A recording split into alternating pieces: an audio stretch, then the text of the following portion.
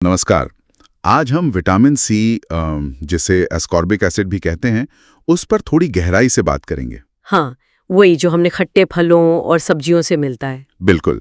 हमारे पास जो नोट्स हैं उनके आधार पर हम समझेंगे कि ये हमारे शरीर के लिए क्या करता है, इसकी कमी से क्या होता है और हाँ, अगर ज्यादा हो जाए तो क्या मुश्किलें आ सकती हैं। सही। तो चलिए देखते हैं कि ये विटामिन इतना खास क्यों है और इसकी सही मात्रा बनाए रखना क्यों इतना जरूरी है। हाँ, तो शुरुआत इसके कामों से करते हैं।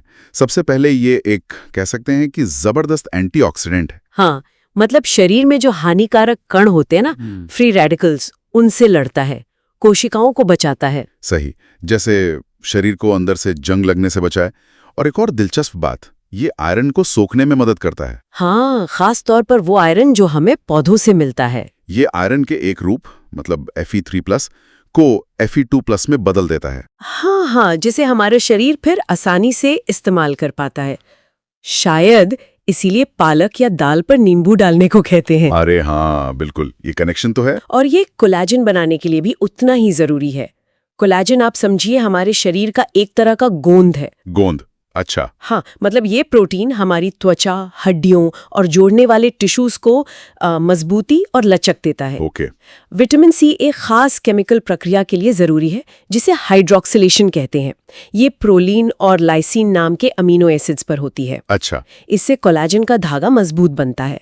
अगर विटामिन सी ना हो तो ये गोंद कमजोर रह जाता है। तो मतलब त्वचा, हड्डियां सब पर असर पड़ता है। नोट्स में ये भी लिखा है कि ये डोपामाइन को नॉरेपिनेफ्रिन यानी एनी में बदलने में भी भूमिका निभाता है। हाँ, एनी हमारे नर्वस सिस्टम के लिए एक जरूरी संदेशवाहक है जो हमें अलर्ट रखता है, फोकस करने में मदद करता है। और एक और चीज थी नोट्स में, मेथेमोग्लोबिनेमिया के इलाज में सहायक। ये क्या है? हाँ, वो इसलिए क्योंकि जैसा आपने पहले बताया, ये आयरन की अवस्था बदलता है Fe3+ से Fe2+ में। ओके। तो मेथेमोग्लोबिनेमिया में खून की ऑक्सीजन ले जाने की क्षमता कम हो जाती है। ये उसे सुधारने में मदद कर सकता है। आयरन की सही अवस्था जरूरी है वहां। समझ गया। तो ये तो हुए इसके फायदे, लेकिन अगर इसकी कमी हो जाए तब तस्वीर बदल जाती है। यहीं पर स्कर्वी की बात आती है ना? बिल्कुल। विटामिन सी की भारी कमी से स्कर्वी हो सकती है और इसके लक्षण सीधे तौर पर वो कमजोर कोलेजन से जुड़े हैं। जैसे मसूड़ों से खून आना, उनमें सूजन होना, त्वचा पर आसानी से नील पड़ जाना, चोट लग जाए तो घाव का बहुत धीरे भरना। अच्छा। यहाँ तक कि बाल भी अजीब से मोड़े तोड़े जैसे कॉर्क स्क्रू जैसे हो सकते हैं। ये सब इसलिए क्योंकि शरीर का वो गोंद, वो कोलेजन ठीक से नहीं बन पा रहा। सोचिए जरा।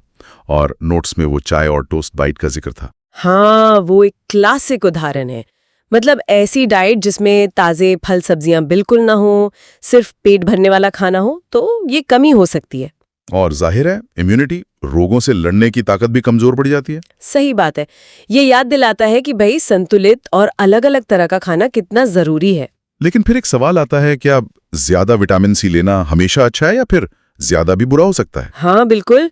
नोट्स के मुताबिक जरूरत से ज्यादा विटामिन सी लेना भी समस्याएं पैदा कर सकता है। जैसे क्या हो सकता है? आमतौर पर तो जी मिचलाना, उल्टी, दस्त, थकान जैसी दिक्कतें हो सकती हैं। ओके, ये तो पाचन से जुड़ी हुई लग रही हैं। हाँ, लेकिन एक और गंभीर खतरा है, कैल्शियम ऑक्जेलेट नेफ्रोलिथियासिस। ये तो बड़ा मुश्किल नाम है। मतलब? सीधा मतलब है गुर्दे में पथरी बनने का खतरा। होता यह है कि शरीर जरूरत से ज्यादा विटामिन सी को ऑक्जेलेट नाम के पदार्थ में बदल सकता है। अच्छा। और ये ऑक्जेलेट फिर कैल्शियम से मिलकर क्रिस्टल यानी पथरी बना सकता है, खास तौर पर उन लोगों में जिनकी ऐसी प्रवृत्ति पहले से हो। ओह, तो ये भी एक रिस्क है। और एक और बात थी नोट्स में, आयरन टॉक्सिसिटी, मतलब शरीर में लोहा ज्यादा हो जाना। हाँ, ये उन लोगों के लिए चिंता की बात है जिनमें पहले से ही आयरन ज्यादा जमा होने का खतरा हो। जैसे कि किन लोगों में? जैसे जिन्हें हेमोक्रोमैटोसिस जैसी कोई जेनेटिक बीमारी हो या जिन्हें बार बार खून चढ़ाने की जरूरत पड़ती हो। तो उनके लिए ज्यादा विटामिन सी खतरनाक क्यों है? क्योंकि जैसा हमने शुरू में बात की थी, विटामिन सी आयरन का अवशोषण बढ़ाता है। अरे हाँ। तो जिन लोगों के शरीर में पहले से आयरन ज्यादा है, उनके लिए और ज्यादा विटामिन सी लेना इस आयरन ओवरलोड की समस्या को और खराब कर सकता है। ये तो बड़ा विरोधाभास है। एक तरफ आयरन सोखने में मदद, दूसरी तरफ कुछ लोगों में आयरन की अधिकता का खतरा। बिल्कुल। ये दिखाता है कि कैसे पोषण में संदर्भ बहुत मायने रखता है। एक ही चीज सबके लिए एक जैसी नहीं होती। तो कुल मिलाकर हमने देखा कि विटामिन सी एक मल्टीटास्कर है।